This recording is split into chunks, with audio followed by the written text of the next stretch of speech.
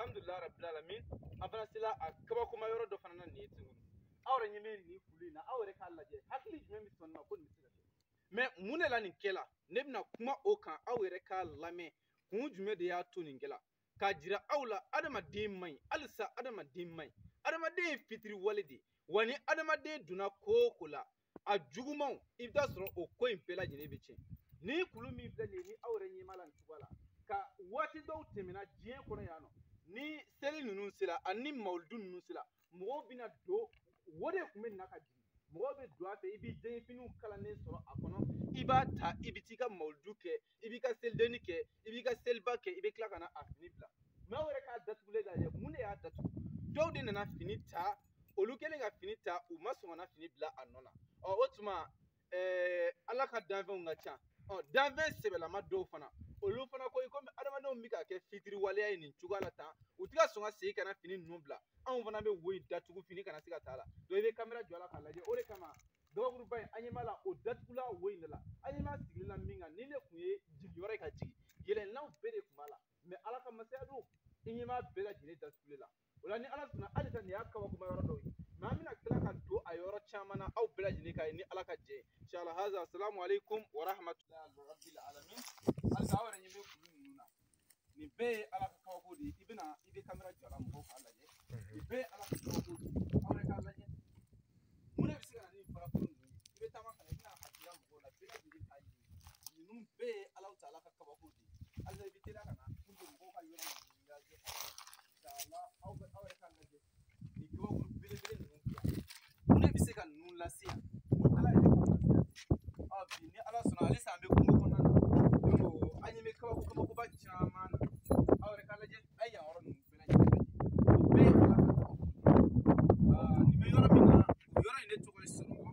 ni ala sɔnna o ye Konate yɛrɛ a mɔkɛw an ka fa olu mɔkɛw olu ka dugu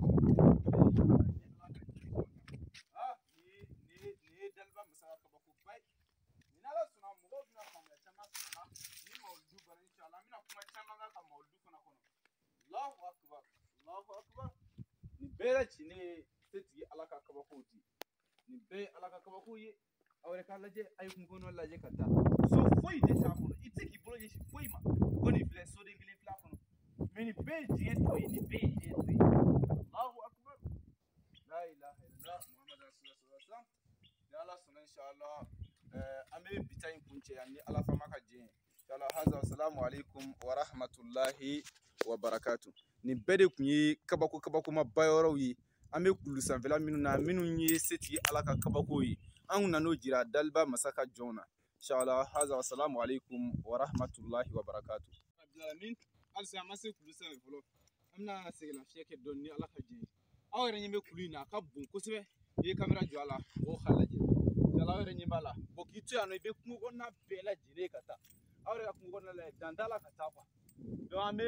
kungofin yɛrɛ de kɔnɔ nin waati in na an ni Ivoire frontière ka surun n'ala sɔnna i ni kamera jɔ yan nɔ fana bɛɛ lajɛlen ka yira ni ala fama ka jɛ inshallah aw yɛrɛ ɲɛ bɛ kulu la donc an ni Ivoire frontière ka surun nin waati in na ni kulu bɛ Sɔrɔngɔ dugu yɛrɛ de kɔnɔ Sɔrɔngɔ ale yɛrɛ de ye Konate fa a mɔkɛw ka dugu o de ye Sɔrɔngɔ ye ni ala ka jɛ nka nin waati in na an bɛna mawuludu kɛ Sɔrɔngɔ an bɛna wajulu kɛ Sɔrɔngɔ donc diɲɛ bɛɛ lajɛlen bɛna bɔ a kalama san o san ne yɛrɛ balima kɔrɔkɛ ni o ye Buwa Konate ale bɛna mawuludu ninnu kɛ mais ni ala sɔnna anw yɛrɛ nana fara a kan ka bɔ Bamakɔ fo Sɔrɔngɔ ka na fara a kan an bɛ tila ka dugu caman ka mawuludu kɛ an senfɛ ni ala fama ka jɛ inshallah aw yɛrɛ ɲɛ bɛ kulu la ka taa i bɛ kamera jɔ a la bɛɛ lajɛlen k'a ye k'i to yan nɔ i tɛ diɲɛ dugu c'est-à-dire i tɛ diɲɛ so foyi ye a bɛɛ ye kungofin ye mais an nana yan ni ala ka jɛ inshallah donc halisa an bɛ yɛlɛn sanfɛ assalamu alaikum wa rahmatullahi